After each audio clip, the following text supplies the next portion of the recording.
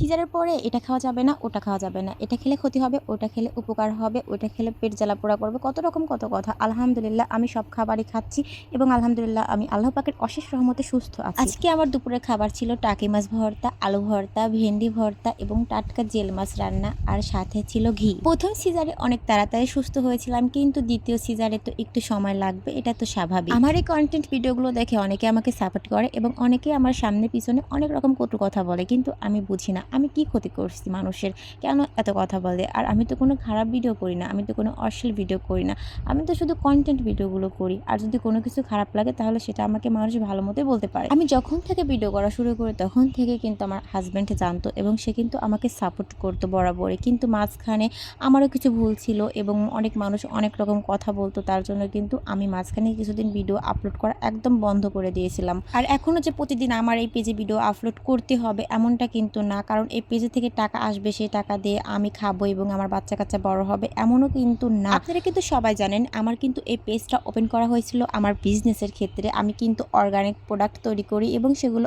অনলাইনে এবং অফলাইনে সেল করি। কিছুদিনের জন্য আমার এটা বন্ধ রয়েছে, আমি এটা পুনরায় আবার চালু করব, কারণ আমার প্রোডাক্টগুলো অনেক ভালো ছিল, আমি অনেক সাড়া পাইছি।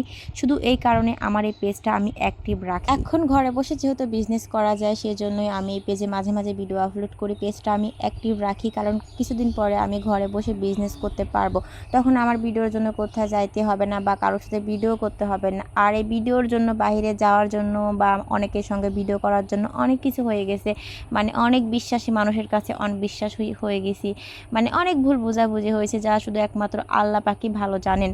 আর কোনটা ভুল কোনটা সঠিক সেটা আল্লাহ পাকই ভালো জানেন। আর আমি একটা কথা সবসময় মনে করি, আল্লাহ পাক উত্তম পরিকল্পনাকারী। আমার জন্য যেটা ভালো হবে আপনি সেটাই করবেন, আমার জন্য যেটা ভালো হবে, আমার মেয়েদের জন্য যেটা ভালো হবে, আল্লাহ পাক আপনি আমার নসিবে সেইটাই রাখবেন।